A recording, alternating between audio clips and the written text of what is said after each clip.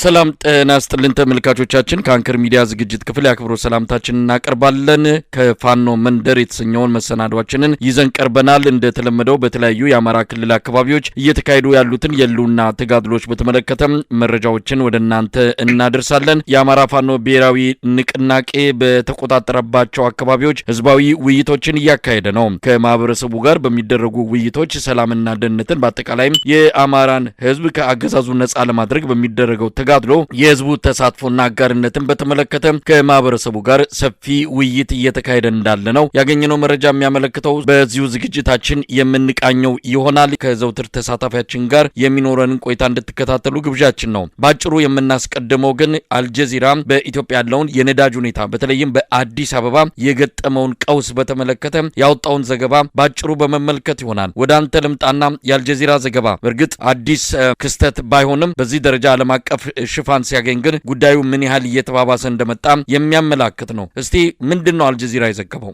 መሳይ አመሰግናለሁ። እንግዲህ አልጀዚራ በኢትዮጵያ አጠቃላይ የነዳጅ መጥፋትን እጥረትን ሳይሆን መጥፋትን ተከትሎ በከተሞች ላይ እያደረሰ ያለውን ተጽዕኖ በተለይ በሸማቹ ህብረተሰብ ላይ እየተከሰተ ያለው ችግር ህብረተሰቡ መቋቋም ከሚችለው በላይ መድረሱን ነው ያስታወቀው። ከ5 ዓመት በፊት የነበረው የመግዛት አቅሙ በ305% የዋጋ ጭማሪ መታየቱንና በተለይ የነዳጅ ሰልፍ በእያንዳንዱ የማደያ ጣቢያ ላይ እስከ 5 ቀናት መኪኖች በማደያ ጣቢያ ላይ ቆመው እንደሚታዩና ከዛ በኋላ 5 ቀን ከቆዩ በኋላ ደግሞ ነዳጅ ሳያገኙ የሚመለሱ መኪኖች በጣም በርካታ እንደሆኑ ነው የጠቀሰው። በነዳጅ መጥፋት ምክንያት የከተማዋ ህዝብ ለአስከፊ የኑሮ ጫና መጋለጡን ጠቅሷል። በተለይ ሸማቹ ማህበረሰብ የምግብ ሸቀጦችን እስከ 40% ድረስ ነዳጅ በተለይ የሆርሙዝ መዘጋትን ተከትሎ ከእንቅርት ላይ ጆሮ ደግፍ የሆነው የኢትዮጵያ ኢኮኖሚ የሸማቹ ማህበረሰብ የመግዛት አቅም በ40% የሸቀጦች ዋጋ በመጨመሩ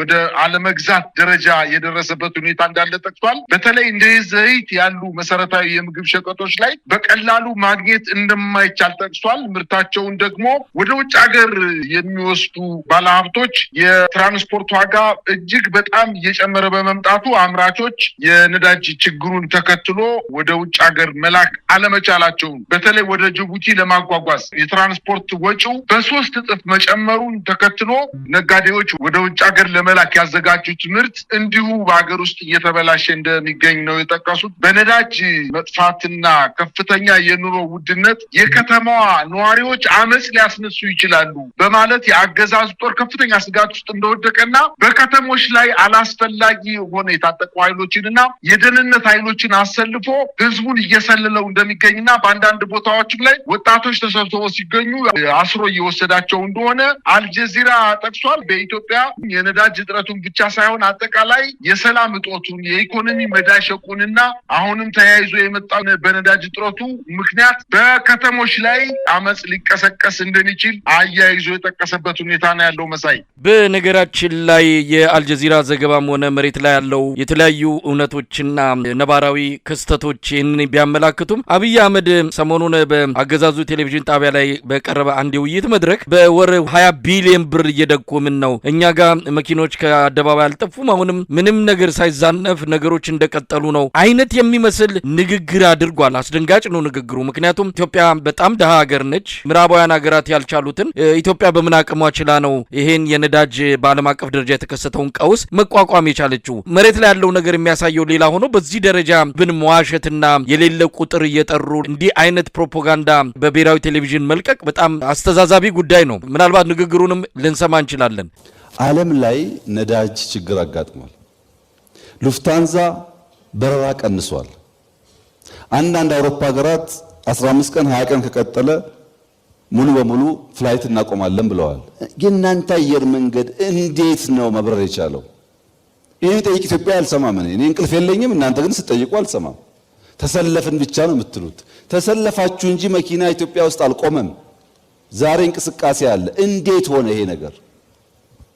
100% ተጨማሪ የነዳጅ ኮስት የኢትዮጵያ መንግስት ሰብሲዳይዝ ያዘጋል። ላለፉት 1-2 ወር ገደማ 20 ቢሊዮን በወር። ያ ቢቀር ኖሮ ቅድም የተነሳው ጥያቄ ግማሹ ሊመለስ ይችላል። እንግዲህ ከንግግሩ መረዳት እንደሚቻለው ኢትዮጵያ ምንም ችግር ውስጥ የለችም ነው። መኪኖች አሉ፣ ሰልፍ ቢታይም እኔን አልተረዳችሁኝም እንጂ ምንም የደረሰብን ነገር የለም፣ አየር መንገዳችንም ቀጥሏል፣ ነዳጁንም በ20 ቢሊዮን ብር እየደጎመን የተፈጠረ ቀውስ የለም አይነት ይመስላል ንግግሩ። ሰውየው ጤናማ ነው ወይ? ጠቅላይ ሚኒስትሩ ብቻ ሳይሆን አጠቃላይ የብልጽግና አመራር በዚህ ጉዳይ ላይ እየሰጡ ያሉት መግለጫ የኢትዮጵያን ሕዝብ ብሶትና መከራ ያልተመለከቱ በቤተ መንግስታቸው ቁጭ ብለው ሁሉ ሰው እንደነሱ ሚኖር የሚመስላቸው ሰዎች እንደሆኑ ነው የተገነዘብኩት። ይህን መግለጫ የሰጡበት ዋነኛ ምክንያት ህዝባዊ አመጽ ይቀሰቀሳል የሚል ስጋት አለባቸው። ህዝቡን ለማረጋጋት ካልሆነ በስተቀር አዲስ አበባ ከተማን እንኳን ብንመለከት በአዲስ አበባ ከተማ የመንግስት መስሪያ ቤቶች፣ ትልልቅ የኮንስትራክሽን ካምፓኒዎች በነዳጅ ወረፋ ማግኘት አቅቷቸው ታክሲዎቹ 5 እና 4 ቀን በወረፋ እየጠበቁ ከየት አምጥቶ ነው ነዳጁን ቆፍሮ ወጣው በ2 እና በ3 ቀን ይህንን ምክንያት የሚሰጠው? በአጠቃላይ እንዲያው ራሱን ከአውሮፓ ሀገሮች ጋር እያወዳደረ ልክ ካፒታል እንዳለው ህብረተሰቡ የመግዛት አቅም እንዳለው ኢትዮጵያም ነዳጅ ጥረቱ ምንም ችግር እንዳደረሰባትና ይሄን ያክል ገንዘብ 20 ቢሊዮን ብር መድበን ነዳጅ ችግሩን ቀርፈናል ብሎ ያለው እያየነው እኮ ነው። የመንግስት መስሪያ ቤቶች መኪኖቻቸው ተቀምጠው እያንዳንዱ ሰራተኛ በአውቶቡስ እየጠበቀ እየተጋፋ አጦ 5 እና 6 ሰዓት መስሪያ ቤት ሲገማ በአዲስ አበባ ከተማ እየተመለከትን ነው። ይሄ የሚናገሩት ነገር በሙሉ ውሸት ነው። ፍየል ወዲህ ዝምዝም ወዲያ ነው ብልጽግና የሆነብን የደረሰብን ችግር ይሄ።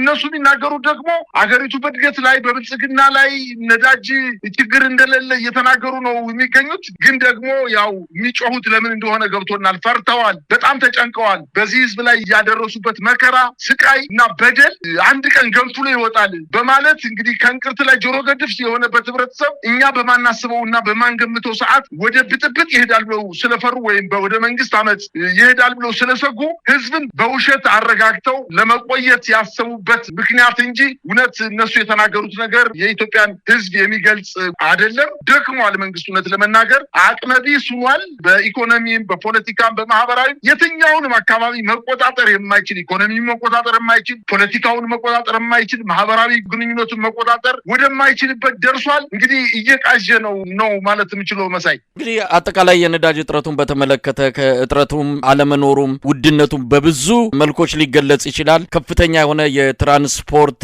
እጥረት ገጥምና ህብረተሰቡ ለከፍተኛ ችግር እንዲጋለጥ እንዳደረገው ነው። አዲስ አበባ ላይ ችግሩ ተባብሶ መቀጠሉን እንደዚሁ መረጃዎች እየወጡ ይገኛሉ። እንግዲህ አልጀዚራ ይህንን በተመለከተ ያወጣው ዘገባ በዝርዝር ሌላ መረጃዎችን በማከል የምንመለስበት ይሆናል። ወደ ዕለቱ ጉዳያችን እንሄዳለን። የፋኖ የተጋድሎ እንቅስቃሴዎችን የምንመለከትበት መርሃ ግብር ነው። ከፋኖ መንደር የተገኙ መረጃዎችን ለተመልካቾች የምናካፍልበት። እስቲ ባለፉት 2 ቀናት በአማራ ክልል ያሉ የአውደ ውጊያ ውሎች ምን ይመስላሉ? መልካም መሳይ። እንግዲህ በበርካታ አካባቢዎች ላይ አሁንም በፋኖ ኃይሎችና በአገዛዙ ጦር መካከል ሰፋ ያለ ቀጠናን ያካለለ ውጊያዎች እየተደረጉ ነው የሚገኙት። በምስራቅ ጎጃም ዞን ጎንቻ፣ ሲሶ፣ እነሴ፣ ፈለገ ብርሃን እና ወይን ውሃ በተባሉ ከተሞች፣ በእነሴ ሳር ምድር ወረዳ ሰኞ ኡሪያ እና መርጦ ለማርያም በሚባሉ ከተሞች ላይ የፋኖ ኃይሎች በ4 ቦታዎች ላይ በፈጸሙት ማጥቃት ከ40 በላይ የአገዛዙ ጥምር ጦር መደምሰሱን ለማወቅ ተችሏል። እንግዲህ ይህንን ጥቃት የፈጸመው የአገዛዙ ጦር ካምፕ አድርጎ በተቀመጠበት የከተሞች ዳር ላይ የነበሩ ምሽጎችን በማጥቃት ከፍተኛ ጉዳት እንዳደረሰበት ነው መረጃዎች የሚያመላክቱት። በዛው አካባቢ እንዲሁም በባህር ዳር ከባህር ዳር ከተማ በቅርብ ርቀት በሚገኙት በሰሜን ጎጃም ዞን በደቡብ አቸፈር ወረዳ አሹዳና ሐሙሲት ከተሞች ላይ የአማራ ፋኖ ብሔራዊ ንቅናቄ ቴዎድሮስ ውስጥ በፈጸመው ማጥቃት ከ50 በላይ የአገዛዙ ጦር ሙትና ቁስለኛ መደረጉና በተደረገው ውጊያም በርካታ የጦር መሳሪያዎችና በተለይ በውጊያው ላይ ፊት ለፊት አሰልፈዋቸው የነበሩ የሚሊሻ ኃይሎችና የአድማ ብተና ኃይሎች ከውጊያ ቀጠና በመጥፋት ለፋኖ ኃይሎች በርካታ ቁጥር ያለው የአድማ ብተናና የሚሊሻ ኃይል እጁን መስጠቱን ለማወቅ ተችሏል። እንዲሁም በምዕራብ ጎጃም ዋና ከተማ በሆነችው ፍኖተ ሰላም ከተማ ላይ 6 የአገዛዙ የብልጽግና ካድሬዎች የምርጫ ቅስቀሳ እያካሄዱ በነበረበት ሰዓት ቀኜ እየተባሉ የሚጠሩት የፋኖ የከተማ ክንፎች እነዚህን 6 የብልጽግና የምርጫ ኮሚቴዎችን ከከተማው መሀል ይዘዋቸው እንደወጡ ነው መረጃዎች የሚያመላክቱት። ነገር ግን መሳይ በጎጃም አካባቢ ይሄ ይሁን እንጂ በሰሜን ወሎ በተለይ ከራያ አካባቢ ጀምሮ እስከ ላሊበላ፣ አሁን ተገኝ፣ ድብኮ እንዲሁም እስከ መቄት ድረስ የዘለቀ ከባድ ውጊያ እየተደረገ ነው። ለሳምንት እየተደረገ ያለው ውጊያ አሁንም ተስፋፍቶ ወደ ከተሞች እየተጠጋ እንደሚገኝ በተለይ በራያ አላማጣ ከተማ በዙሪያው ከፍተኛ ውጊያ እየተደረገ እንደሆነና የፋኖ ኃይሎች ከተማው ላይ እየተጠጉ መሆናቸውን ነው መረጃዎች የሚያመላክቱት። በተለይ በሰሜን ወሎ ራያ ቆቦ ግንባር የአገዛዙ ጦር በሰማይ ድሮኖችን እንዲሁም በምድር በመድፍና ዙ 23 የታገዘ ከፍተኛ ቦታ የሸፈነ የውጊያ ቀጠና ይዞ የፋኖ ዋና ይዞታ የተባሉትን አካባቢዎች ለማጥቃት የተንቀሳቀሰ ቢሆንም ከቆቦ ደጋማው ግዳን ጀምሮ ራያ ቆቦ ቆላማ ቀበሌዎች ድረስ የዘለቀ ውጊያ ከፍቷል። ለማጥቃት ከተንቀሳቀሰው የአገዛዙ ጦር ጋር ከባድ ፍልሚያ እያደረገ ሲሆን በተለይ ከቆቦ ባይባዋ እስከ አዲስ ቀኝ እና ድንጋይ ቀበሌ ወደ ተባሉ አካባቢዎች ላይ የሄደው የአገዛዙ ጦር ተመቶ ወደ መጣበት እንዲመለስ ማድረጋቸውን ነው መረጃዎች እያመላከቱ የሚገኙት። ከሆርማት እስከ ጮቢበር ቀዩ ጋሪያ ድረስ ከባድ ትንቅንቅ እየተደረገ እንደሚገኝ በተለይ በአሁኑ ሰዓት የአገዛዙ ጦር በርካታ ጦር ይዞ ከዚህ በፊት በፋኖ የተነጠቃቸውን ቦታዎች ለመንጠቅ እንቅስቃሴ እያደረገ ቢሆንም እንዳልተሳካለትና በበርካታ ቦታዎች እንዲሁ የፋኖ ኃይሎች ከያዙት ቦታ በተጨማሪ አዳዲስ የውጊያ ቀጠናዎችን በመክፈት በመልሶ ማጥቃትና ወደ ሙሉ ማጥቃት ተሸጋግረው በርካታ የአገዛዙ የጦር ምሽጎች መያዛቸውን ነው መረጃዎች እያመላከቱ የሚገኙት። በተለይ መከላከያ ሚኒሻና አድማ ብተና በጋራ የተነጠቀውን ቦታ ለማጥቃት የሄደበት መንገድ አልተሳካለትም። በርካታ ቦታዎች እየተለቀቁ እንደሚገኙ ነው የደረሰኝ መረጃ የሚያመላክተው። እንግዲህ በአጠቃላይ የደረሰው ክሳራ ውጊያው ባለመጠናቀቁ ነገ ወይም ከነገ ወዲያ መረጃው እንደደረሰኝ የምናቀርብ ይሆናል። ሌላው እንግዲህ አማራ ፋኖ ብሔራዊ ንቅናቄ ወሎ ቤት አማራ ሚኒሊክስ 303ኛ ኮር በተለይ 31ኛ እና 21ኛ ክፍለ ጦርን በገነቴ ማርያም እና ማውሪ እስጢፋኖስ በተባለው አካባቢ በአራት አቅጣጫ ለማጥቃት ከዚህ በፊት 303ኛ ኮር በአገዛዙ ጦር ላይ ከፍተኛ ክሳራ ያደረሰች አሁንም መክታ በርካታ ቀበሌዎችን ተቆጣጥራ የአገዛዙ ጦር እየመከተች የምትገኝ ኮር ነች። በተለይ 31ኛ እና 21ኛ ክፍለ ጦሮች አሁን በእነዚህ በጠቀስኳቸው ገነተ ማርያምና ማውሪ እስጢፋኖስ በተባሉ አካባቢዎች ላይ በአራት አቅጣጫ ለከበባ የመጣውን የአገዛዙን ጦር መልሶ ከበባ በመፈጸም ጦሩ ላይ ከፍተኛ ጉዳት እንደደረሰበት በተለይ ተራራማ ቦታዎች ላይ ሁነው ከባድ መሳሪያና የቡድን መሳሪያዎችን በመተኮስ በሜካናይዝ ተንቀሳቅሶ የነበረው ኃይል የፋኖ በተለይ የ21ኛ ክፍለ ጦር አመራሮች እንደተናገሩት ከተራራ ላይ አውርደን ሜዳ ላይ ስመም አፍርሰነዋል በማለት የአገዛዙ ጦር ላይ ያደረሱትን በዚህ ቃላት ነው የገለጹት። በርካታ ጉዳት እንደደረሰበትና ምርኮም ብዛት እንዳለው ሰራዊቱንም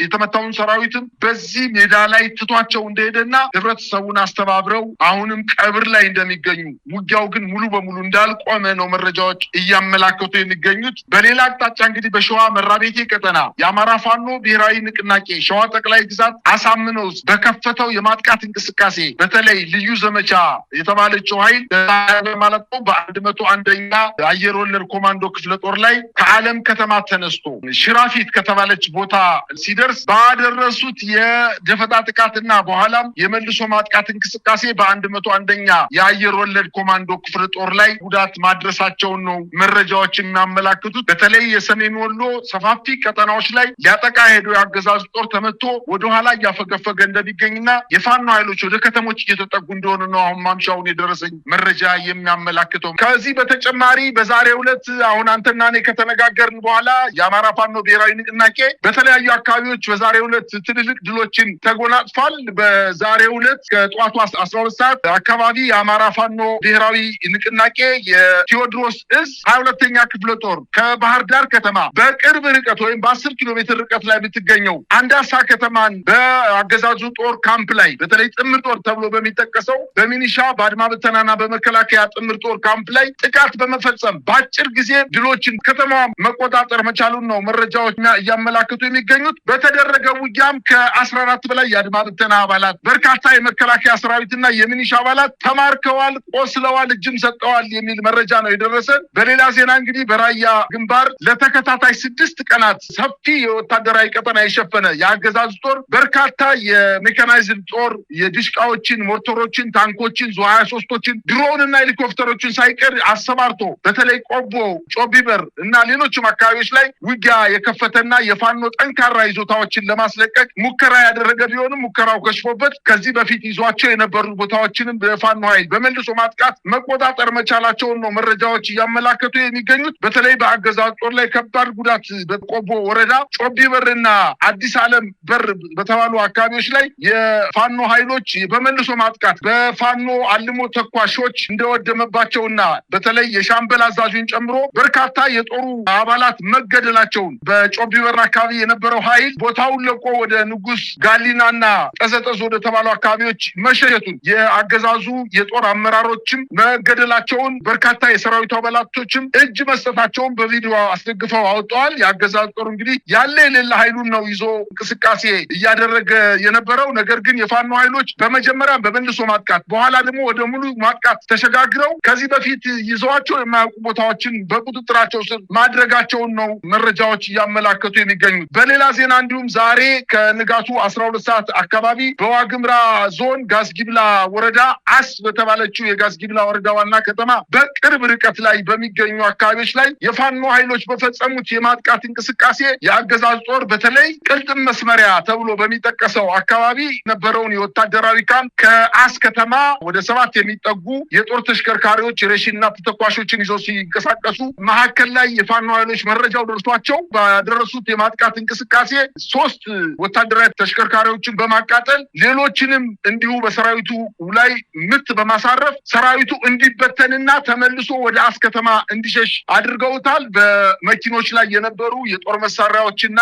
ሬሽኖችን በፋኖ ቁጥጥር ውስጥ እንደገቡና ነገር ግን 3 ተሽከርካሪዎች ስንቅና ትጥቅ እንደያዙ በአልሞ ተኳሾች ተመተው በሳት መጋየታቸውን ነው መረጃዎች የሚያመላክቱት። በዛሬው ዕለት እንዲሁ በአዴት ከተማ ማለትም ከባህር ዳር ከተማ 45 ኪሎ ሜትር ርቀት ላይ ቀኝ የሚባሉ የከተማ የፋኖ አደረጃጀቶች ወደ ከተማው ዘልቀው በመግባት ከፍተኛ ስቃይ ሲያደርሱ የነበሩ የሚኒሻ የፖሊስና የአድማ ብተና ኃይሎችን ከተማው ላይ ገብተው 7 የሚሆኑ የአገዛዙ ሚኒሻና የብልጽግና አመራሮችን በመምታት በአብዛኛዎችን ደግሞ በምርኮ ይዘዋቸው ከከተማ እንደወጡ መረጃዎች ያመላክታሉ። መሳይ በጣም አመሰግናለሁ። እንግዲህ መሰል የወታደራዊ እንቅስቃሴዎች በተለያዩ አካባቢዎችም አሉ። ዋና ዋናዎቹን ነው ያካፈልከን። እንግዲህ ፋኖ ራሱን ወደ አንድነት አምጥቶ መዋቅሩን አስተካክሎ የተለያዩ የፖለቲካ ስራዎችን እንደዚሁም የአደረጃጀት የስልጠና ተግባራትን እያከናወነ ይገኛል። ምናልባትም በቅርቡ የሚጠበቁ የተለያዩ ወታደራዊ ዘመቻዎች እንዳሉ መረጃዎች ቢያመለክቱም ከወዲሁ ህብረተሰቡን ከማደራጀት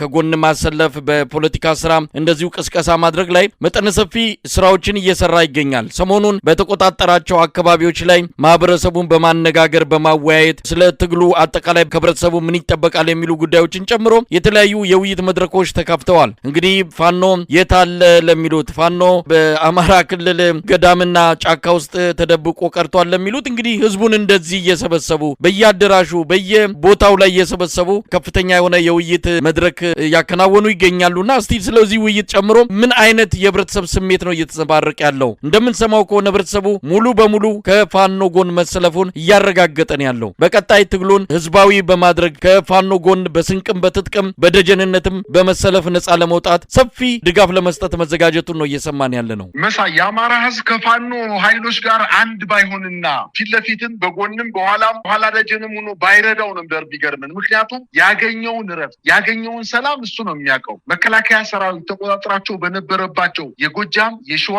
የጎንደርና የወሎ አካባቢዎች ምን አይነት ስቃይ እንዳየ ምን አይነት መከራ እንዳየ ልጆቻቸው በቤተሰቦቻቸው ፊት ሲደፈሩ ወንድ ልጆቻቸው በቤተሰቦቻቸው ፊት ሲረሸኑ የእምነት ተቋማት መስጊድና ቤተክርስቲያንን መጸዳጃ ቤት ሲያረጉት ወታደራዊ ምሽት ሲያረጉት ትምህርት ቤቶችን ያሉትን ቁሳቁሶች አውጣው ለምግብ ማብሰያ ሲያነዱት ደብተርና መጽሐፍ የመምህራን መጽሐፍቶች የተማሪዎችን የሬፈራንስ መጽሐፎችን አውጥተው እሳት አንድደው ሲሞቁበት ያየ ማህበረሰብ ከፍተኛ ጉዳት የደረሰበት የአማራ ህዝብ ክርስትና ለማስነሳት ከቤተክርስቲያን አስነስቶ ወደ ቤት ሲሄድ የነበረ ምዕመንን በድሮን የሚገድል አስፋልት ላይ አውጥቶ በርካታ ወጣቶችን 30 እና 40 ወጣቶችን እየረሸነ ያለ መንግስት እንዴት በአማራ ህዝብ ሊወደድ ይችላል? እንዴት በአማራ ህዝብ ሊደገፍ ይችላል? ታስታውሱ ከሆነ የሰሜን ጦርነት ወቅት በጭና በኩል በአደባርቅ በኩል በአድርቃይ በኩል በሌሎችም የአማራ ክልል በኩል ተማርኮ የነበረ የመከላከያ ሰራዊት ራቁቱን በባዶ እግሩ ከ10,000 በላይ የመከላከያ ሰራዊት ወደ አማራ ክልል ራቁቱን የህወሓት ኃይሎች ለቀው ሲሰዱት የአማራ ህዝብ ጋቢውን አልብሶ ቤቱን ለቆ ያሰረውን በግና ፍየል አርዶ ከእንስራው ውስጥ የተቀመጠ እርጎ አውጥቶ አብልቶ አጠጥቶ ወደ ቤተሰቦቹ ያደረሰ የአማራ ህዝብ ነው። ይሄንን በይፋ መንግስትም ህዝብም የሚከደው አይደለም። በአጥንቱ የመጣውን የመከላከያ ሰራዊት አብልቶ አጠጥቶ የቆሰሉን አክሞ ለቤተሰቦቹ ያበቃቸው ተመልሶ እንደገና የአማራን ህዝብ ለመበቀል ወደ አማራ ክልል ውስጥ ሲገባ እንዴት አይጠላው? ሁለት በደል እኮ ነው የተፈጸመበት። ሁለት በደል አሁንም ተጨማሪ በደል ለማድረስ ስለሆነ እየታገለ ያለው የፋኖ ኃይሎች በተቆጣጠሩት አካባቢ እና ነፃ ባወጡት አካባቢ ቢያንስ መብላትና ማረስ መጠጣት ባይችል እንኳን እንቅልፍ በሰላም ተኝቶ እያደረኮ ነው። ልጆቹን አቅፎ እያደረኮ ነው። ስለዚህ ህብረተሰቡ ከፋኖ ኃይሎች ጋር መወያየት የበለጠ ሰላምን ለማምጣት የፈለጠ ትግሉን በሁለት እግሩ እንዲቆም ለማድረግ ከፋኖ ጋር መወያየታቸው በጣም ይበል የሚያሳይ ነገር ነው። ሰላማቸውን እነሱ ናቸው በክንዳቸው ነው የሚያገኙት። በልጆቻቸው ክንድ ነው ያገኙት ሰላምንና ተመልሶ ይህ ስርዓት ወደዛ አካባቢ ተሸንፎ የሄደው የለቀቀው ስርዓት ተመልሶ አሸንፎ ወይንም በሌላ መንገድ ያንን አካባቢ ለመቆጣጠር እንዳይመጣ የፈለገውን ያክል መስዋዕትነት ውይይት አይደለም መስዋዕትነት እከፍላለሁ እያለ ከፋኖ አመራሮች ከፋኖ ኃይሎች ጋር ውይይት እያደረገ ነው። የበለጠ ሰላም ለማድረግ ውይይት እያደረገ ነው። ይሄ ውይይት ነገ ከነገ ወዲያ ውጤት አምጥቶ በአማራ ክልል ሁሉ አቀፍ የሆነ ትግል ሲደረግ የከተማው ህዝብ፣ አረጋውያን፣ አባቶች፣ እናቶች ነገ መንግስትን በሰላማዊ አመጽ ሲያጨናንቁት ጀግኖቹ በወገባቸው ደግሞ ትጥቅ የታጠቁ የፋኖ ኃይሎች በመሳሪያ ደግሞ ሲገጥሙት ዓለም አቀፍ ተቋማት ደግሞ ዓለም አቀፍ ተቃውሞ ሲሰነዘርበት ይሄ ስርዓት በአጭር ጊዜ ውስጥ ከአገዛዝ ወርዶ ወደ ሽፍታነት የሚቀየር መሆኑ በተለይ በአማራ ክልል አሁንም ባህሪው የሽፍታ ነው። ፋኖዎች ደግሞ የመንግስትን ድርሻ ወስደው ህብረተሰቡ በሰላም አካባቢውን እንዲያስተዳድር ስርቆት እንዳይኖር ቂም በቀል እንዳይኖር እርሻውን በአግባቡ አርሶ ለአካባቢ ማህበረሰብ ቀለብ እንዲያቀርብ ለማድረግ ፍጹም የተሰናሰለ አይነት ህይወት እንዲያካሂድ ለማድረግ ከፍተኛ ውይይት እየተደረገ ነው። ህዝቡም አጨብጭቦ እየተቀበላቸው ነው። ቆሰለውን እያከመ እህል እያቀረበ ልጆቹን ህድና ታገል ከፋኖች ጋር እያለ እያበረታታ ያለበት ሁኔታ ስላለ ይሄ ነገር ተስፋፍቶ ይቀጥላል። እያየንም ያለነው እነሱ በሚለቁት ቪዲዮ ነፃ ባወጡት አካባቢ ተጨማሪ ውይይቶችን ሰፋ ያለ ውይይቶችን እያደረጉ በጎን ስልጠና እየሰጡ በጎን ሰላማዊ ውይይት እያደረጉ እየቀጠሉ ነውና እንግዲህ በአማራ ክልል የመንግስት ኃይሎች በርካታ ኮሮችን ይዘው ለማጥቃት የተንቀሳቀሱበት አካባቢ አሁን ቴዲ አፍሮ እንዳለው 11ኛው ሰዓት እየደረሰ መሆኑን አውቆ የመጨረሻ ያለ የሌለ ኃይሉን ወደ አማራ ክልል አስገብቶ ዘመቻ ጀምሯል። ነገር ግን በየትኛው ውጊያ በሄደበት አካባቢ ይሄን ከተማ ከፋኖ አስለቅቄ ተቆጣጠርኩ ያለበት አላየንም። በርካታ የመከላከያ ሰራዊት ተዝረክርኮ ከተራራ ላይ እየወረደ ወደ ሜዳ ተጎትቶ እየመጣ እጁን አንከርፍፎ የቆሰሉት እየተደገፉ በርካታ ቁጥር ያለው በሻለቃ በሻምበል ደረጃ በአንድ ጦር ቀጠና እየተማረከ የሚገኝ መሆኑን ነው እየተመለከቱ ያለሁት። መሳይ በጣም አመሰግናለሁ። ከፋኖ መንደር የተገኙ መረጃዎችን ያካፈልንበት የዕለቱ መሰናዶ ይህን ይመስላል። መልካም ጊዜ። ጤና ይስጥልን። መልካም